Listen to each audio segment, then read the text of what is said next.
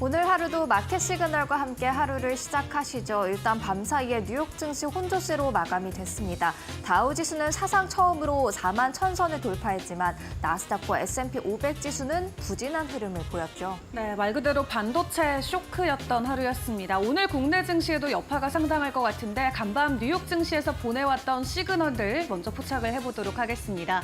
뉴욕 증시 분위기 전해주시죠. 네, 주요 지수 혼조세로 마감을 했습니다. 다우는 앞서 설명드렸던 대로 4만 1,000선 돌파하는 모습 나타냈습니다. 오늘도 0.59%가량 오르면서 사상 최고치 마감 이어갔고요. 반면에 기술주 중심의 나스닥 지수 2.7% 급락하면서 18,000선 아래로도 내려왔습니다. 사실 종목 같은 경우 2%대 하락 그렇게 크다고 느끼지 않을 경우도 있겠지만 지수가 2% 넘게 하락했다라는 점 시장에서 좀 흔들림이 컸다라고 해석해 볼 수가 있겠습니다. S&P 500 지수도 1.4% 가까이 하락하는 분위기였습니다. 확연하게 기술주 비중이 큰 지수와 그렇지 않은 지수의 모습이 극명하게 갈리는 모습들이었죠. 일단 시장에서는 두 가지 이슈에 집중을 했다라고 볼 수가 있겠는데요. 전날 트럼프 전 대통령이자 이제 공화당의 공식 대선 후보가 9월 금리 인하에 대해서 좀 반대하는 입장을 냈었습니다. 대선 전에 금리 인하 자제해야 한다라는 블룸버그와의 인터뷰 내용이 공개됐었죠. 그럼에도 불구하고 시장 여전히 9월 기준금리 인하 가능성 100%로 반영을 하고 있습니다. 가치주 그리고 중소형주를 띄운 이유가 되겠고요. 반면에 반도체 쇼크라고 불릴 수 있을 만큼 밤사이에 반도체 주가 굉장히 하락 크게 가져갔는데 이 블룸버그 통신이 보도하기를 미 정부 현재 바이든 행정부가 중국 수출 후 규제 추진한다라는 소식을 전했습니다. 그러니까 기기를 수출을 했어도 그 이후에 기술을 제공하는 그런 수출이 이어져 왔었는데 그것마저 규제에 강력하게 더 들어가겠다라는 보도가 나오면서 반도체주 하방 압력을 받은 것으로 보여집니다.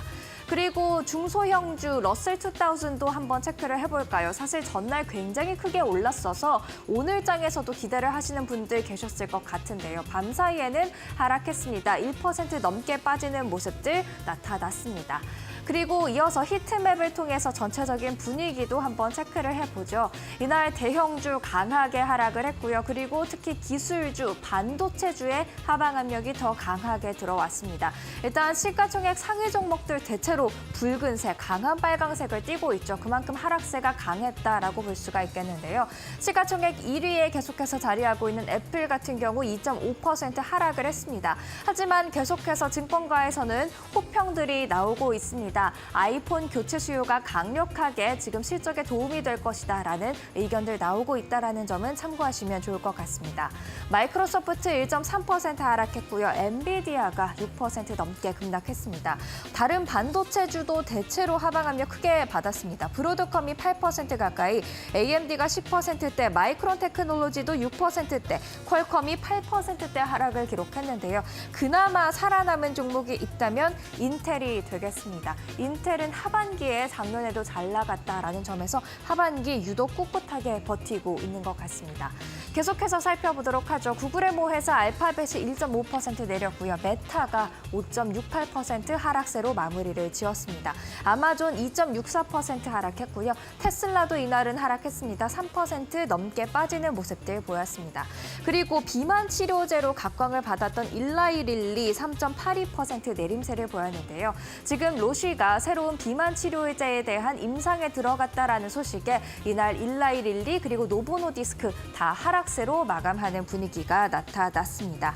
그렇다면 특징주 더 자세하게 살펴보도록 하겠습니다. 먼저 반도체를 봐야 할 것 같은데요.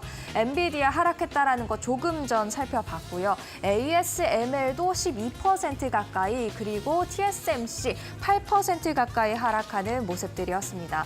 사실 ASML 이날 실적을 발표했었는데 2분기 실적 긍정적이었습니다. 하지만 투자자들이 우려했던 부분이 있다면 바로 이 중국 중국 매출 비중이 49%로 굉장히 컸다라는 점일 것 같습니다. 중국에 대한 지금 수출 규제가 강화되는 가운데 매출 비중이 압도적인 것은 부담이 될 수 있을 것 같습니다. TSMC도 지금 트럼프 전 대통령이 대만이 우리 반도체 사업을 다 가져갔다라는 코멘트와 함께 대만도 방위비를 지급해야 한다라면서 좀 압박하는 발언들을 했었죠. 그렇기 때문에 같이 반도체주 하방 압력에 더해서 더욱더 강한 하락세를 보였던 것 같습니다. 8% 가까이 하락하는 모습들이었습니다. 그리고 실적 발표한 기업들 계속해서 살펴보도록 하죠. 웃은 기업도 있고요. 운 기업도 있습니다. 일단 존슨앤존슨은 웃었네요. 3.71% 상승했습니다. 2분기 호실적을 기록했는데요. 다만 연간 올해 EPS 가이던스는 소폭 하향 조정하는 모습 나타났습니다. US 뱅코프 계속해서 은행주들의 실적 발표 이어지고 있는데요. 4.55% 강세를 보였습니다. 2분기 호실적 기록했고요. 그리고 지금 은행은 순이자 마진 집중해야 된다라고 말씀드렸었죠. 1분기 대비 소폭 증가했다라는 소식이 주가 상승으로 이어진 것 같습니다. 엘레번스 헬스 같은 경우에는 건강보험 관련주가 되겠습니다. 2분기 실적 예상치 소폭 상회를 했습니다. 다만 연간 가이던스가 실망스러웠다라는 점에 주가 하락세로 반응을 했습니다. 이날은 기업 인수 합병 소식에 또 주가가 움직인 종목들도 있었습니다. 일단 차트부터 같이 보시죠. 깃랩이 있습니다. 깃랩은 소프트웨어 개발용 협업 플랫폼이 되겠는데요. 9%대 급등세를 보였죠. 로이터가 보도하기를 인수 제안서를 여러 곳에서 받았는데 그래서 이에 따라서 현재 회사 매각을 검토 중이다라는 보도가 있었습니다. 주가 상승으로 작용을 했고요. 이 인수 제안서를 제출한 곳 중 하나가 바로 이 데이터독이라고 합니다. 클라우드 보안 회사가 되겠는데요. 아무래도 인수할 때에 그런 작은 부담이 있겠죠. 이 소식에 7% 가까이 하락하는 분위기가 나왔습니다. VF 코퍼레이션 이 자체로는 조금 낯선 회사일 수가 있는데요. 반스, 노스페이스, 팀버랜드 등 여러 의류 또 관련된 브랜드를 가지고 있는 그룹이 되겠습니다. 13.57% 강세로 마감을 했는데 에슬로 룩소티카가 현금 15억 달러의 이 VF 코퍼레이션이 품고 있는 슈프림을 인수한다. 최종 결론이 났다라는 소식에 지금 주가 상승세로 반응한 것으로 보여집니다. 이어서 그러면 국채금리도 살펴보도록 하겠습니다. 오늘은 2년물과 10년물이 다른 방향으로 움직였습니다. 2년물은 소폭 오르면서 4.442%를 기록을 했고요. 10년물 같은 경우에는 소폭 내리면서 4.154%로 내려오는 모습들 확인할 수가 있었습니다. 다른 방향으로 움직였다라는 점 확인하실 수가 있습니다. 국제유가와 국제금값도 마지막으로 확인을 해보도록 하죠. 일단 WTI 오름세를 보였습니다. 2.6% 강한 반등세로 돌아오면서 배럴당 82달러 선까지 올라왔는데요. 지금 달러가 금리 인하 기대감에 약달러 기조로 전환되고 있고 또한 최근 미국의 원유 재고가 계속해서 하락세를 보이고 감소세를 보이고 있다라는 점에 지금 상승으로 반응한 것으로 보여집니다. 국제 금값은 전날 사상 최고치를 기록했었는데 이날은 차익 실현 물량이 나오면서 소폭 후퇴하는 움직임 나타났습니다. 이렇게 수요일장 정리를 해보도록 하고요. 이어서 월가의 전략가를 만나보도록 하겠습니다. 어떤 말을 했을까요? 함께 들어보시죠.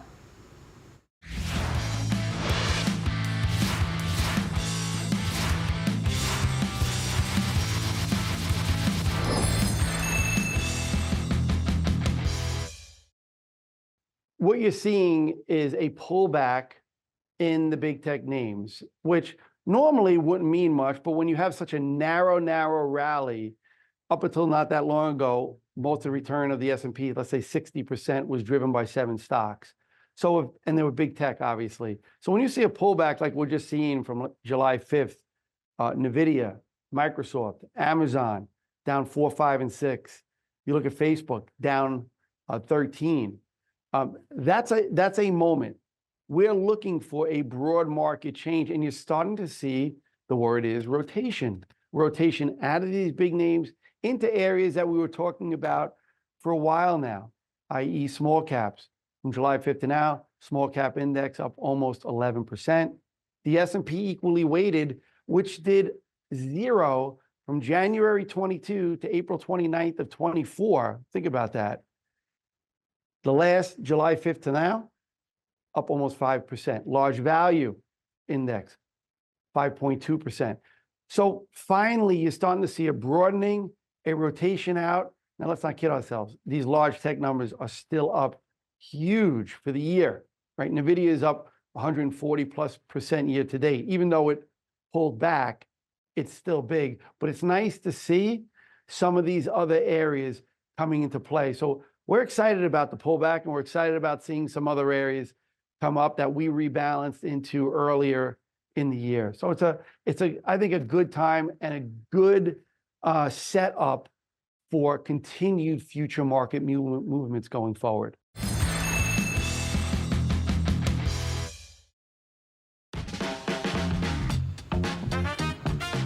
네, 간밤 있었던 주요 외신 헤드라인 함께 확인해보는 머스노우 5 시간입니다.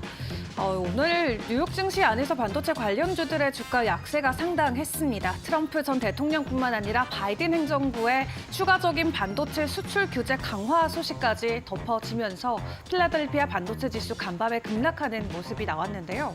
일단 어제 먼저 트럼프 전 대통령이 반도체 관련주와 관련해서 여러 가지 의견들을 전해오면서 아시아 시장에서 관련주들의 급락세가 먼저 연출된 바 있었습니다.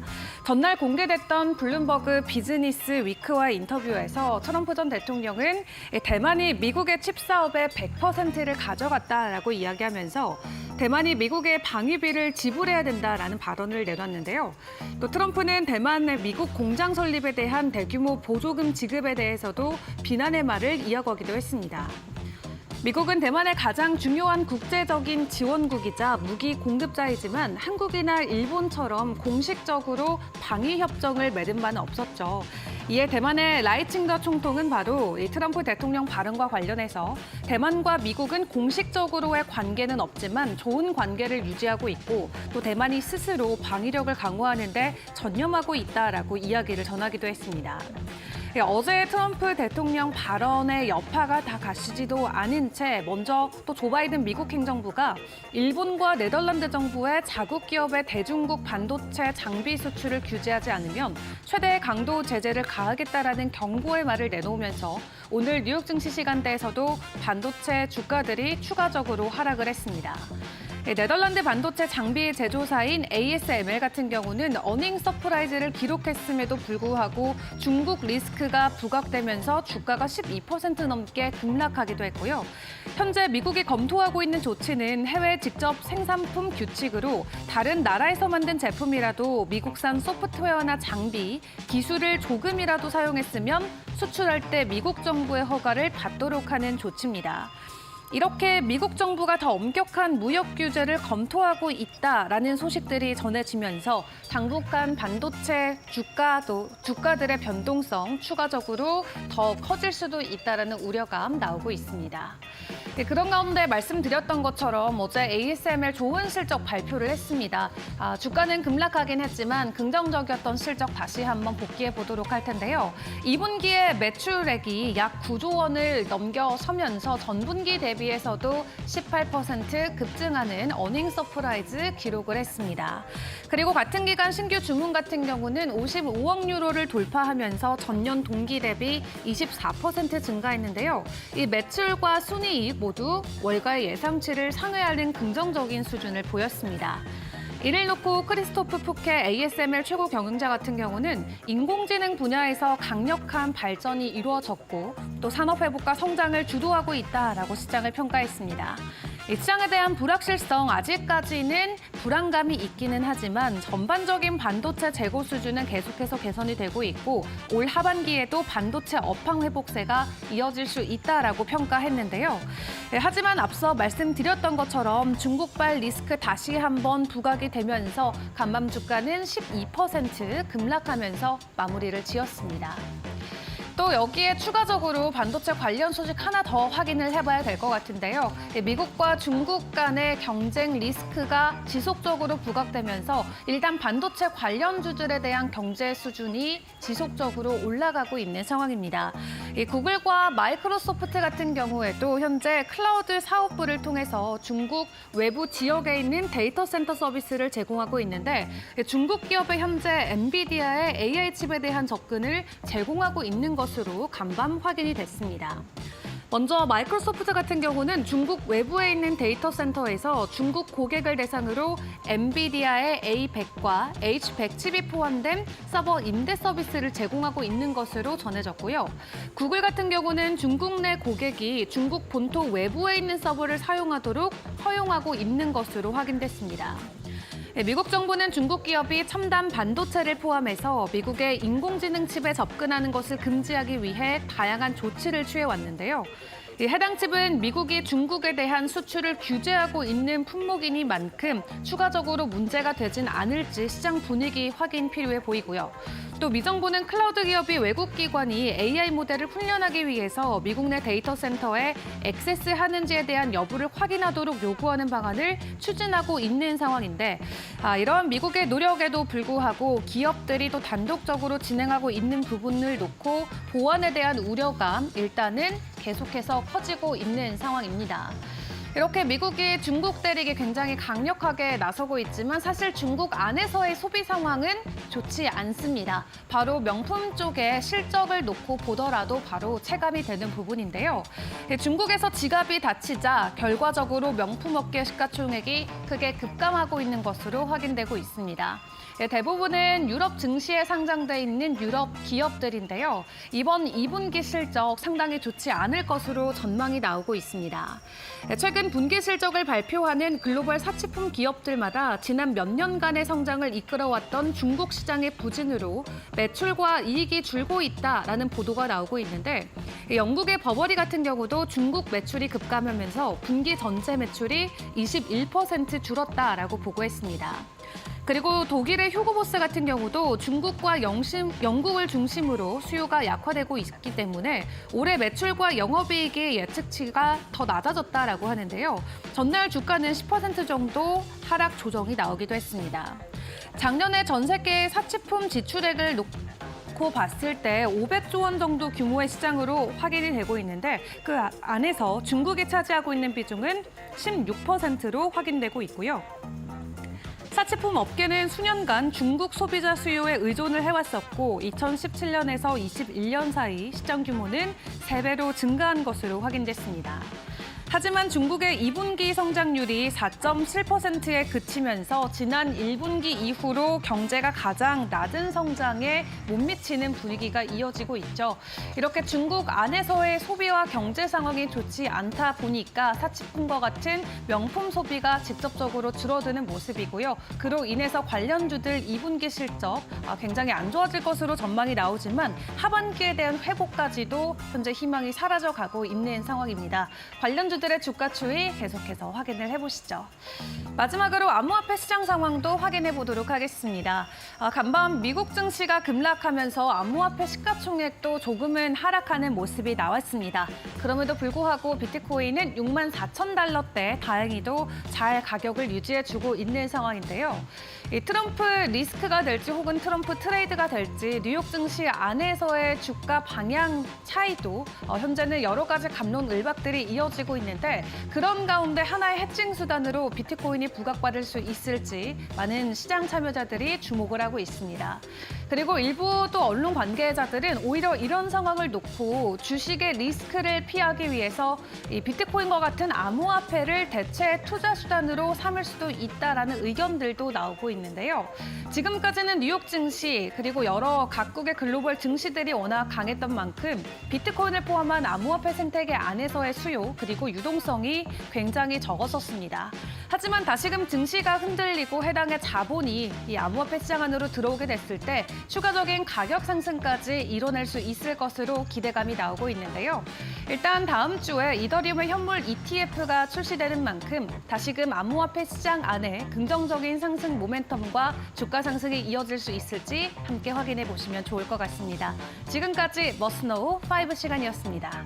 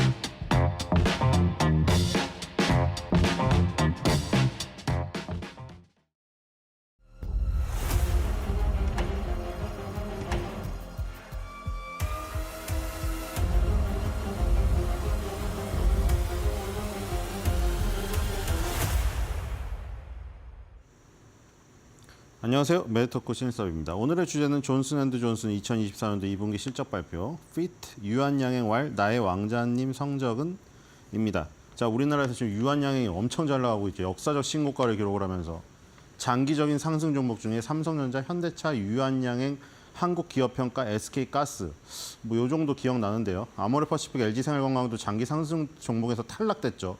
중국이 빠져나가면서. 그래서 장기 상승 종목 중에 제약주 중에는 유일하다고 할 수 있는 유한양행.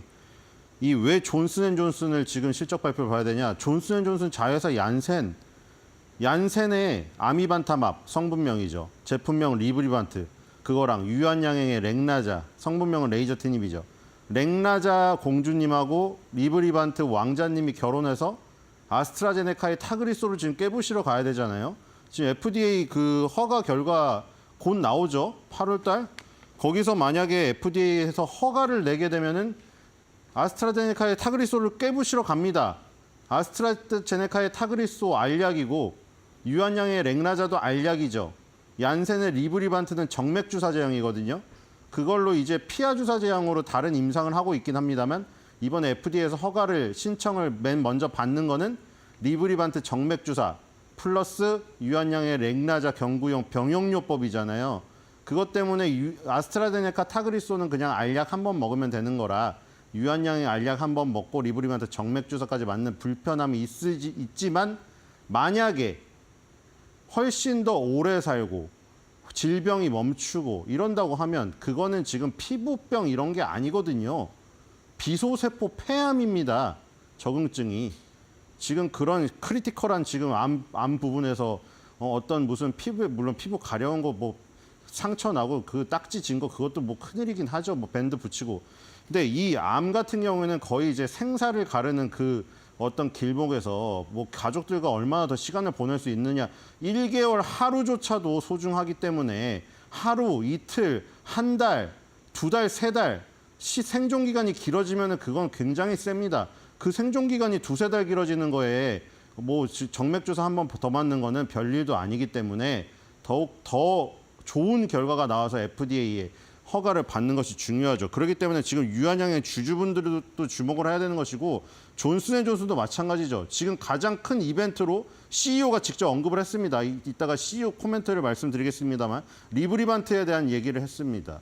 결국에는 유한양행도 존슨앤존슨도 지금 리브리반트랑 유한양의 렉나자의 병용요법의 FDA 허가 다 주목하고 있다. 지금 보시면 될 것 같고요. 2023년도 2분기 실적입니다.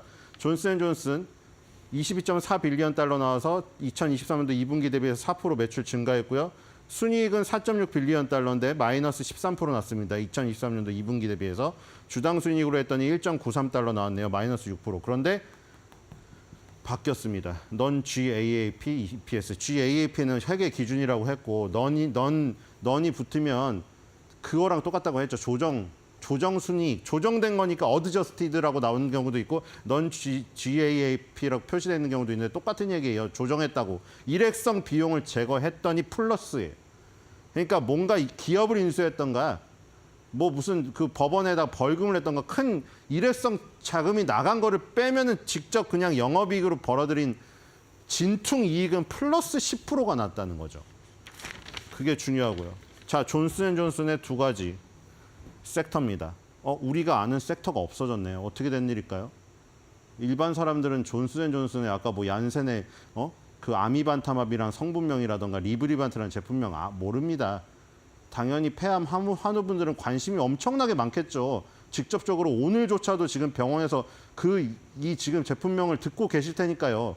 렉나자를 받을 것인지 아스트라제네카 타그리소를 받을 것인지 이게 무슨 연 8천만 원, 9천만 원 드는 거 건강보험이 될지 안 될지 그거 바라보고 있고 그렇기 때문에 잘 알겠지만 일반 병원 안 가고 지금 그냥 일상생활 하시는 분들은 내 아이 엉덩이에다가 베이비 파우더 발라줬는데 나 어제 존슨즈 베이비 로션 발랐는데 그게 없어요.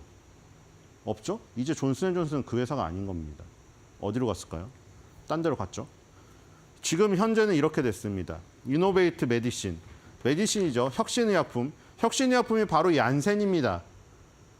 우리에게도 너무 친숙하죠. 지금 유한양행 때문에 계속 얀센 얘기가 나오기 때문에 얀센이 지금 차지하고 있던 부분이 70%를 차지하고 있어서 결국에 얀센의 리브리반트가 왜 중요한지 여기서 나오는 겁니다.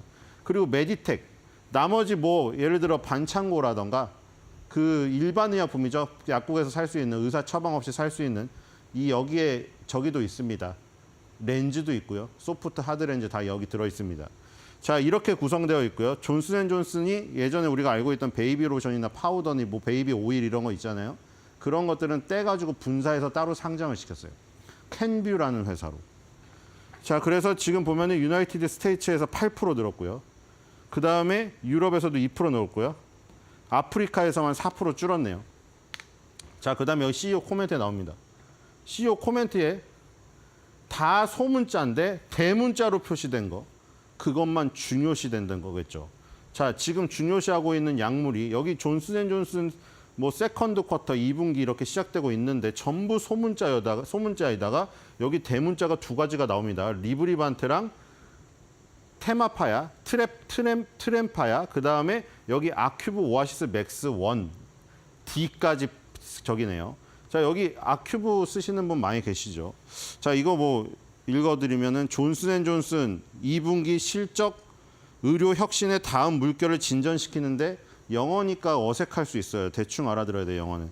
끊임없는 집중을 반영하며 강력한 매출과 조정된 주당 순위 증가를 낳았다. 이걸 그대로 직역한 거기 때문에 의역을 해야 됩니다, 알아서. 강력한 파이프라인, 리브리반트와 트레미피아에 대해 다가오는 규제 이정표. 곧 다가오죠, 리브리반트가. 그리고 쇼크웨이버의 통합, 그리고 아큐브 오아시스 맥스 1일 콘택트 렌즈, 1 원데이 렌즈네요. 우리나라에 아쉽게 지금 인터로조가 지금 거래 정지 상태죠. 인터로조가 저기 원데이 렌즈로 많이 따라가고 있었는데 아쉽죠. 아큐브 원데이 렌즈랑 바리펄스 플랫폼, 뭐 이렇게 테이핑 감고 이런 것들이에요. 새로 출시된 제품의 지속적인 확장으로 우리는 장단기 성장을 위한 강력한 기반을 갖추고 있다. CEO 호아킨 두아토가 말을 했습니다. 결국에 여기 맨 앞에 나오는 게 리브리반트, 결국에 유한양행 공주님. 유한양행의 렉나자가 공주님이고 이 얀센의 레브리반트가 왕자님이에요. 둘이 결혼을 해서 시너지를 내가지고 아스트라제네카의 타그리소라는 괴물을 죽이러 가는 거죠. 이 여정이거든요. 지금 공주 왕자란 표현은 제가 한 말이 아니고 지금 연세대 조병철 교수님이 그 글로벌 임상을 진행하고 계시잖아요. 그분이 언론에 나올 때마다 그렇게 표현하십니다. 아미반탐하고 지금 레이저 팀하고 결혼했다. 그렇게 말씀드리면 짝꿍을 찾은 거죠. 타그리소도 짝꿍 찾고 있어요, 지금. 아스트라제네카의 타그리소도 혼자 당할 수 없으니까 자기도 짝꿍 찾고 있거든요. 서로 누구 짝꿍이 센가 싸움입니다. 자, 다음으로 가겠습니다. 자, 어닝 서프라이즈 나왔죠? 자, 7월 17일이니까요. 어제 나왔습니다. 22.33 빌리언 달러 예상되는데 22.45 빌리언 달러 매출 나와서 0.52% 넘는 어닝 서프라이즈 나왔고요. 이익은 4분기 연속 서프라이즈입니다. 순이익은 계속 파란색이죠. 초록색. 2.71 주당 순이익 달러 나왔는데 발표는 2.82 달러가 나왔습니다. 4.01% 서프라이즈가 나왔죠. 자, 어닝 서프라이즈가 나와서 예전에 그런 이슈들 있죠. 베이비 로션이니 베이비 파우더에서 무슨 발암 물질 발견되고 그리고 지금 소비재가 전체적으로 안 팔리고 그거랑 이제 연관이 없어요. 이제 의약회사가 됐거든요. 의약회사가 된 게 아니라 원래 제약 부분과 생활용품 부분이 있었는데 생활용품 부분이 탈이 많으니까 그런 것도 있죠. 탈이 많아서 잘라버린 거예요. 그렇죠? 뭔지 아시죠? 도마뱀이 자기 꼬리에 문제 있으면 자르고 도망가잖아요.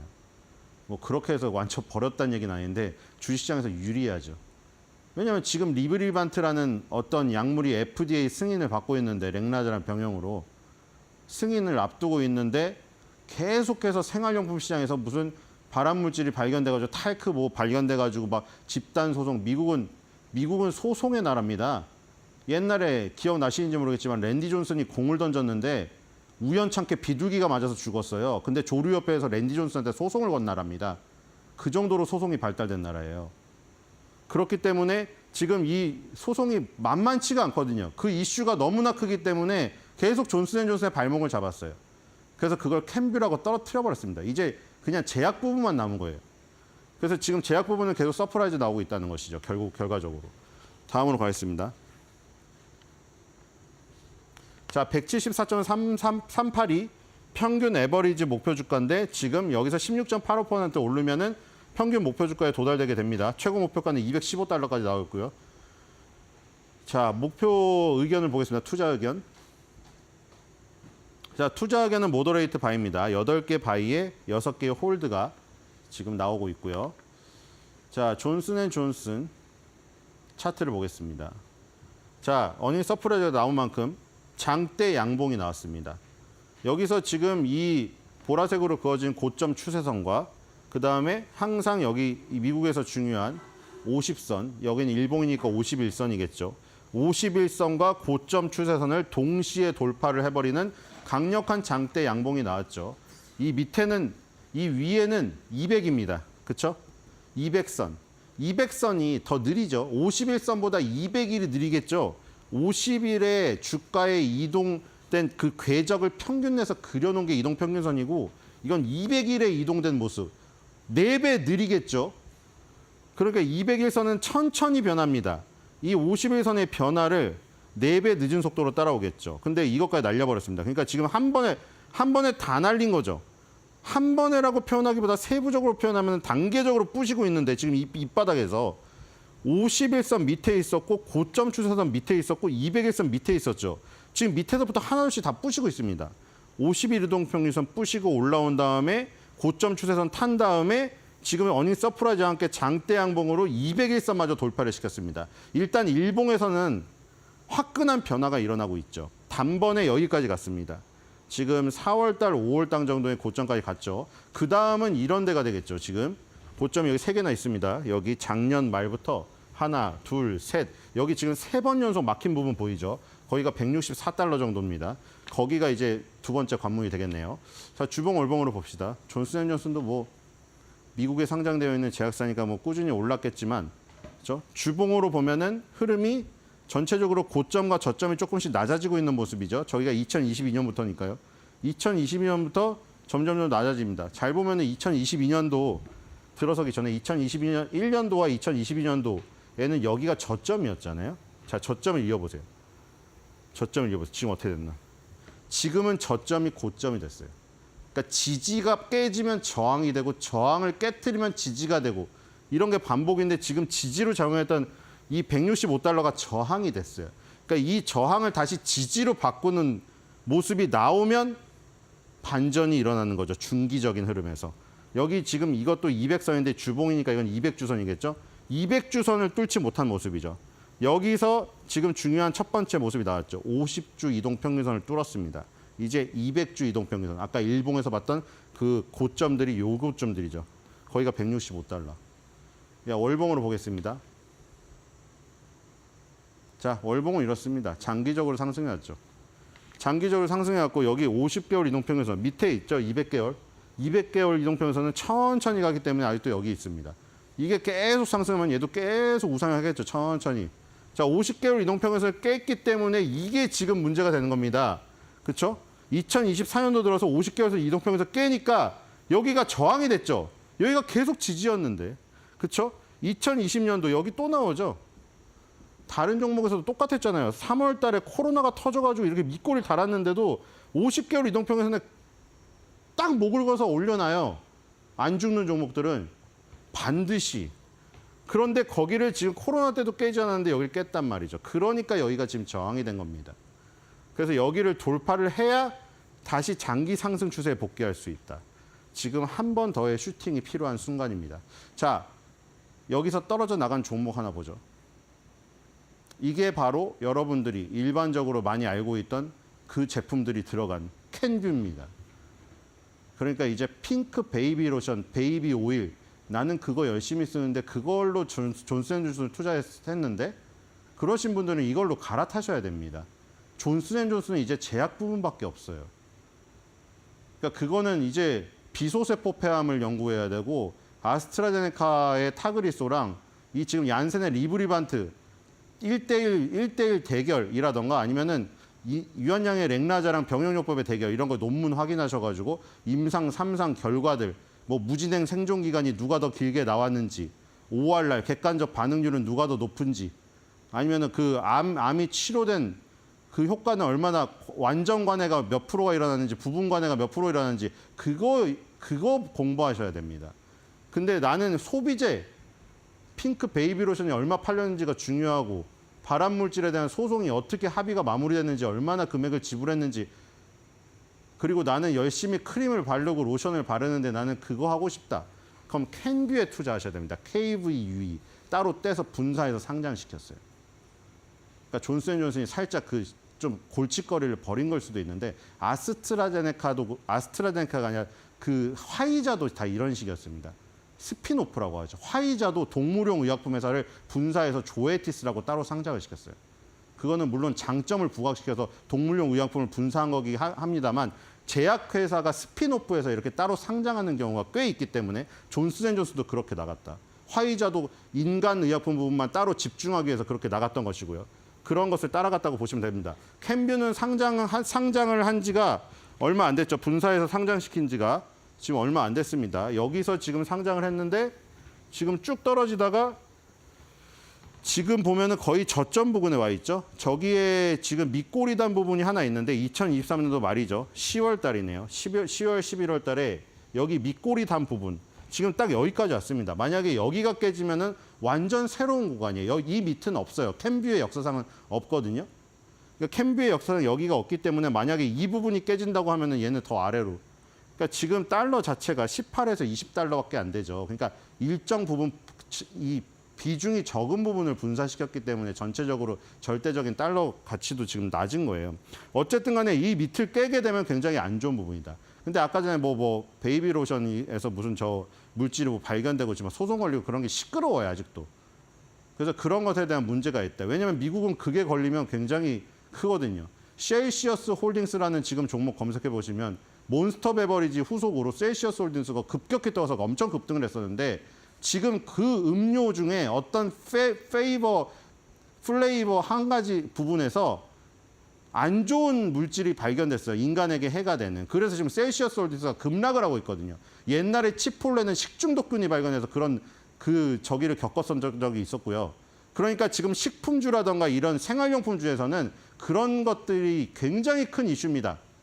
그러니까 무슨 발암물질이든 식중독균이든 무슨 뭐 공정상에 뭐가 혼입이 되었던 그런 이슈들이 굉장히 크기 때문에 그런 거 관심 기울이면서 보셔야 된다. 어쨌든 여러분들이 아시고 있던 베이비 로션에 투자하고 싶으신 분은 이제 캔뷰에 투자를 하셔야 되고 존스앤존슨은 이제 제약 부분만 남았으니 제약회사에 온리 투자를 하시고 싶으신 분만 존스앤존슨을 지금 투자하고 계시면서 나 베이비 로션 열심히 바르는데 왜 존스앤존슨 안 가? 이렇게 이꼬르를 하는 것은 이제 맞지가 않다는 것이죠.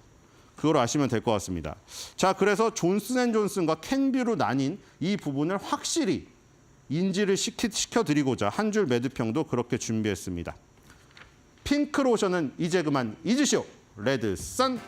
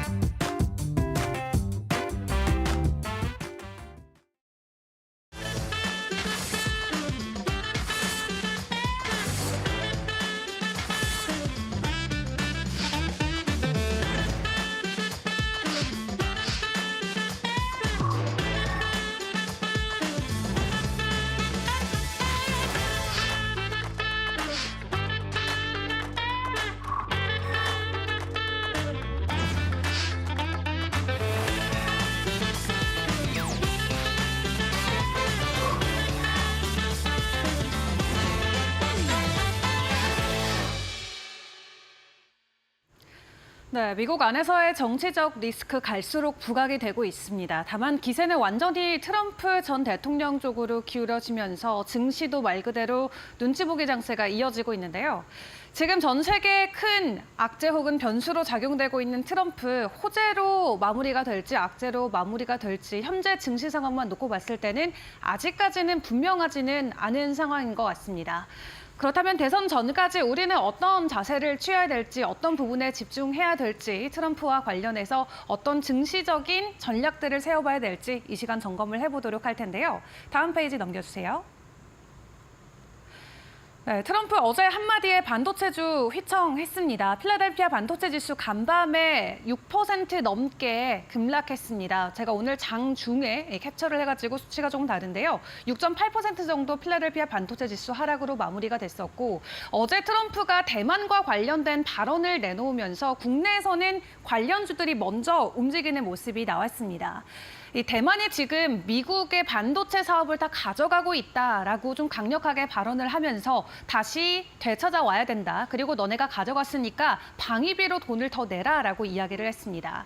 지금 바이든 정권 때까지만 하더라도 중국과 대만 사이에 있던 지정학적 리스크 때문에 오히려 바이든 행정부는 대만 쪽에 좀 편을 들어줬던 상황이었죠.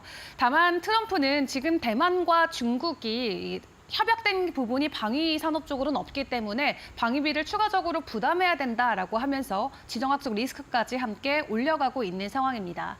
해당 소식으로 어제 SK하이닉스가 5% 정도 급락세가 나왔습니다. 9개월 만에 최대 낙폭을 보였고요. 삼성전자도 1%, 그리고 코스닥 안에 있는 반도체 소부장들을 일제히 하락하면서 어제 마무리를 지었습니다. 또 여기에 간밤에는 바이든 행정부의 추가적인 반도체 규제 소식이 전해지면서 간밤에 뉴욕 증시에서도 반도체 관련주들 일제히 급락하는 모습이 나왔는데요.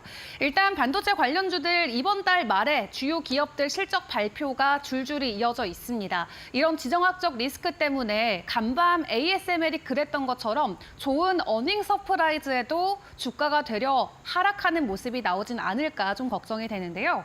일단 오늘 TSMC 실적 발표가 있고요. SK하이닉스는 오는 25일, 그리고 삼성전자는 31일에 2분기 실적을 본격적으로 공개합니다. 트럼프의 굉장히 강력하고 또 공격적인 발언들이 이어진다라고 했을 때 추가적인 주가 조정도 나올 수 있다라는 부분 조심해 봐야 될 것 같은데, 이렇게 트럼프의 말 한마디에 한국뿐만 아니라 미국까지 그리고 전 세계가 다 같이 흔들리는 모습이 나오고 있습니다. 다음 장 확인을 해보시죠. 한국과 미국 증시 예외 없이 수혜주와 피해주들이 극명하게 나뉘어서 증시 흐름이 이어지고 있는 상황인데요. 일단 다들 잘 아시는 것처럼 트럼프의 수혜주로는 원자력 쪽이나 방산 그리고 금융 쪽을 확인해 볼 수 있겠고요. 그리고 지금까지 바이든 정부가 강력하게 밀어왔던 신재생 에너지, 트럼프한테는 최악의 관련주들이 될 수 있을 것 같습니다.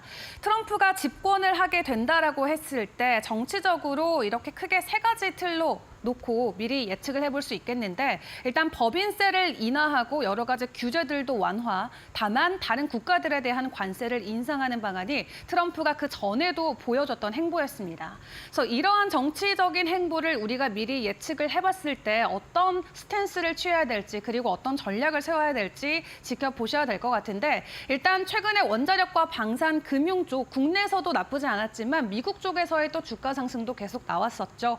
대표적으로 엑슨모빌과 쉐브론, 에너지 쪽에서 강세 흐름 이어졌었고요. 최근에 실적 발표했던 JP모건과 뱅크 오브 아메리카, 금융 쪽에서도 긍정적인 흐름 이어졌습니다.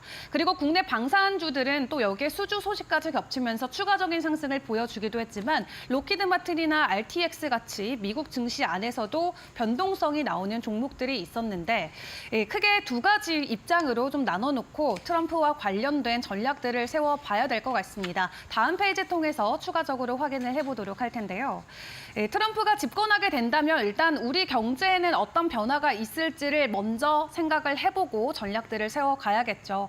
일단 첫 번째로 앞서 말씀드렸던 것처럼 트럼프는 다른 국가에 대한 관세들을 인상시킬 겁니다. 자국주의가 워낙 강하기 때문에 이미 대만 그리고 중국뿐만 아니라 유럽에게까지도 추가적으로 관세를 인상할 수 있다라는 발언 서슴없이 현재 내뱉고 있는데요. 만약 관세가 인상이 된다라고 하면은 미국 안에 있는 수입 물가가 상승을 하겠죠. 수입 물가가 상승하면 결론적으로는 현재 어느 정도 좀 완만한 신호를 보여주고 있었던 인플레이션은 지속될 수가 있겠습니다. 인플레이션이 지속되면 결론적으로는 고금리 기조가 유지될 수밖에 없는 상황이고요. 또 트럼프 같은 경우는 이민 규제 문제를 놓고도 굉장히 강력한 목소리를 내고 있는데 지금 바이든 행정부가 어느 정도 완화시켜놨던 이민 규제 문제를 다시금 강화시킨다고 했을 때는 임금의 상승률로 이어질 수 있겠고요. 사람들의 임금이 올라가면 결론적으로는 또 물가가 자극받을 수 있겠습니다. 관세 인상뿐만 아니라 이민 규제를 놓고도 어쨌든 고금리 기조가 이어질 수 있다라는 거 미리 예측을 해볼 수 있겠는데 이렇게 고금리 기조가 유지된다는 것은 결론적으로 우리가 기다려왔던 금리 인하 시기가 추가적으로 지연이 될 수 있다라는 게 될 것 같고요. 지금은 9월 달에 금리 인하한다에 모두가 100% 확신을 갖고 있지만 올해 금리가 인하되더라도 내년에 트럼프가 다시금 집권하게 된다면 금리가 재차 인상될 수도 있다라는 우려도 지금부터 나오고 있습니다. 금리 인하 시기가 지연이 된다면 결론적으로는 국채 수익률의 상승까지 이어질 수 있겠고요. 국채 수익률이 올라가면 현재 주식시장의 밸류에이션은 악화될 수밖에 없습니다. 그러다 보면 이미 너무 높은 수준까지 올라와 있는 미국 주식들 말 그대로 버블닷컴 사태처럼 뻥 하고 터질 가능성도 커지고 있는 상황이라고 하는데요. 이를 놓고 전문가는 이렇게 평가하고 있습니다. 과거 2000년대 우리가 경험했던 닷컴 버블 사태처럼 다시금 해당 사태가 주식시장에 재현될 수 있는데 과거 닷컴 버블 때도 연준의 고강도 긴축 정책과 국채금리 상승이 굉장히 위험 요소로 작용됐다라고 평가합니다. 동일한 경제 상황이 다시금 펼쳐졌을 때 이미 오를 대로 오른 미국 증시 좀 위험할 수 있겠다라는 생각도 해볼 수 있겠습니다. 그럼에도 좀 긍정적인 쪽으로 한번 생각을 해보자면요. 트럼프가 집권하게 되면 모든 게 다 오를 수도 있다라는 관점도 있습니다. 다음 페이지 함께 보시죠. 금리와 환율 그리고 미국의 주식 또한 급상승할 수 있다라는 관점 시나리오 첫 번째를 놓고 다시 한번 확인을 해보도록 할 텐데 일단 국채 가격의 하락이 있게 되면은 결과적으로는 국채 금리가 상승을 하겠죠. 지금 트럼프의 기조 자체는 부자들에게 세금을 더 걷지 않겠답니다. 그렇기 때문에 증세 없는 부양이 이어지게 된다면 국채를 추가적으로 발행해서 해당 부분을 채워 넣어야 되고 국채를 추가적으로 발행하면 국채 가격 하락과 국채 금리 상승으로 이어질 수 있기 때문에 국채 금리는 상승할 수 있다라는 게 첫 번째 포인트고요. 그리고 환율면을 놓고 봤을 때 보호무역 조치를 강력하게 진행하는 트럼프인 만큼 이 대미 투자와 관련돼서 강화하는 그런 여러 가지 방안들을 내놓게 되면은 달러 강세 압력이 된다라는 부분 또 환율 쪽에서도 긍정적인 부분으로 자리매김하겠습니다.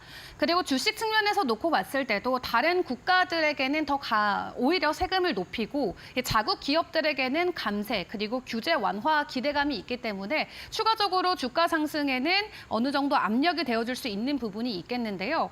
그렇기 때문에 미국 주가나 환율이나 금리 모두 긍정적일 수 있다. 또 여기에 최근에 급등하고 있는 코인까지도 긍정적인 상승 흐름이 모두 동반적으로 나올 수 있는 트럼프 효과에 대한 기대감도 있습니다. 하지만 앞서 말씀을 드렸던 것처럼 오히려 버블처럼 터질 수 있는 위험성도 있는데요. 두 번째 시나리오 케이스도 보도록 하겠습니다.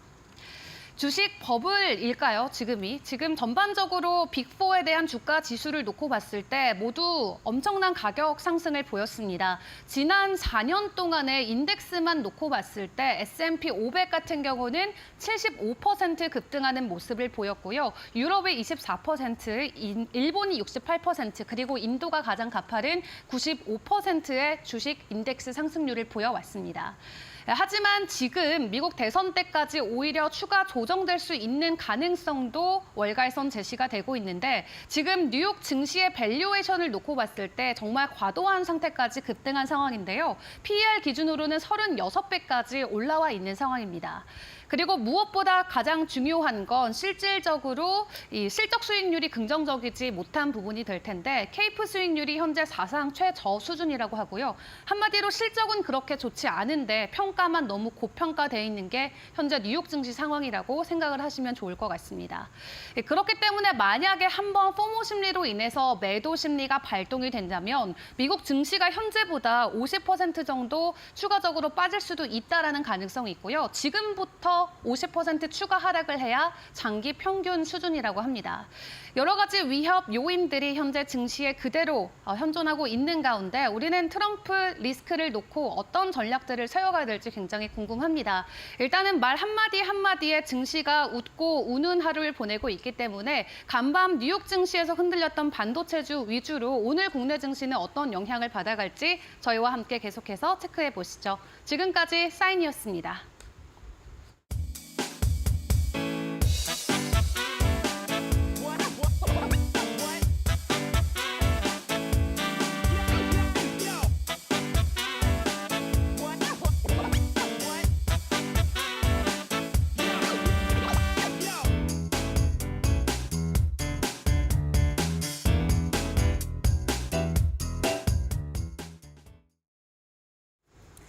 계속해서 국내 증시 이야기로 저희는 돌아오도록 하겠습니다. 과연 뉴욕 증시의 반도체주 하락이 국내 증시엔 또 어떤 영향을 줄지 체크를 해보도록 하죠. 네, 이미 어제도 한 차례 급락세가 있었는데 오늘 또 이 수준에서 추가 하락으로 받아칠지 혹은 반등이 나올지 궁금한데 저희 7시에 돌아와서 다시 국내 증시 전략 세워보도록 하겠습니다. 채널 고정해주세요.